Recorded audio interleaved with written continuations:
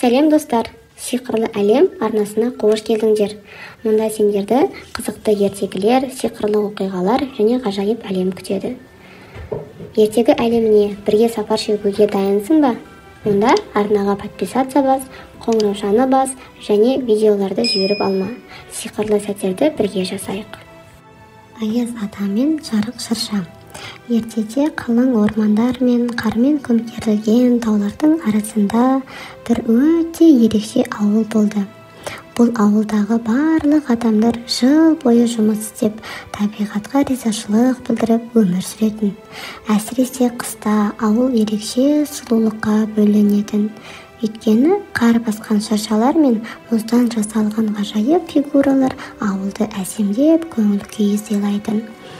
Алайда бұл ауылдың бір айрықша құпиясы болды. Аяз ата жыл сайынғы қыстың мерекесіне дайындық кезінде бір ерекше шырша іздеумен айналысатын. Бұл шырша басқа шыршалардан ерекше болатын, себебі оның бұтақтарында тек қана жарық жұлдыздар жанады. Ал оның хош иісі бүкіл әлемді қамтып, адамдардың жүрегіне жылы сезім сыйлайды екен. Бірақ сол шыршаны табу үшін бір үлкен қиындық болды. Ол шырша өте алыс тауда өсетін, бірақ оған жету үшін арнайы тапсырмалардан өту керек еді. Аяз ата әр жылы осы шыршаны тауып алып, мерекені ерекше етіп өткізуге тырысты, бірақ ешқашан таба алмады.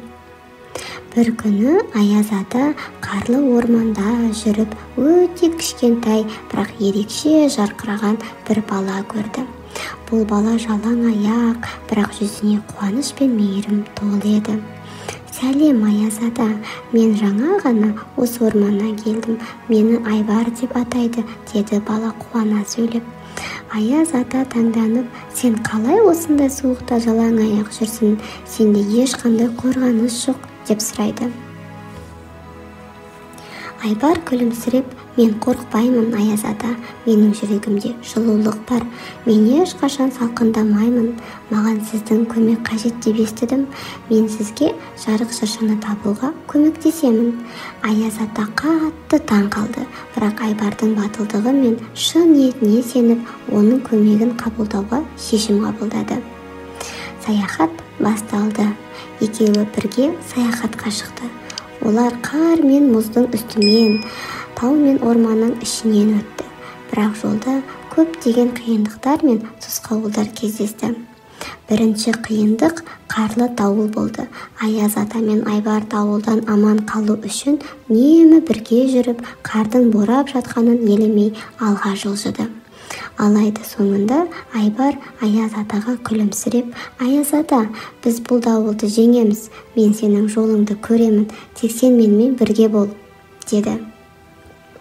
Ары қарай келе жатқанда олар өте терең өзенге кездесті. Өзеннің суы мұздай суық болатын, бірақ оны қалай өткеруге болатынын Аяз ата білмеді. Айбар ойланып, өзінің айла амалын ойлап тапты. Аяз ата, мен бұл жерді жеңемін. Сен мені бақылай тұр, мен сен үшін көпір жасаймын, деп айтты Айбар. Айбар өзінің кішкентай қолымен мұздың бөліктерін жинап, оларды өзеннің үстіне орналастырып, сол арқылы қауіпсіз өткел жасады. Ақыры олар өздері іздеген шыршаны тапты. Ол алыстан ерекше жарқырап көрініп тұрды. Шыршаның бұтақтары жарқырап, мыңдаған кішкентай жұлдыздардай болған жарықтарды шашып тұрды. Шыршаның хош иісі бүкіл орманды жаулап, әрбір жүрекке жылылық сыйлайтын. Аяз ата таң қалып, бұл шынымен де мен іздеген шырша, бірақ оны тауып алу үшін көп күш жұмсадық. Сен менің өмірімде ең үлкен көмекшім болдың, Айбар. Сенің жүрегің таза, сенің батылдығың мен мейірімділігің бәрінен де маңызды болды. Айбар көзінен жылтыраған тамшыны сүртіп күлімсіреп, Аяз ата, сіздің көңіліңіздегі жылы сезімдер мен менің жүрегіме де түсті. Жарық шырша бұл тек қана табиғаттың сыйы емес, ол біздің достығымыз бен бірге жүріп табылған қуаныштың нышаны. Айтылғандай, сол жолы барлық ауыл жаңа жыл мерекесін ерекше өткізді.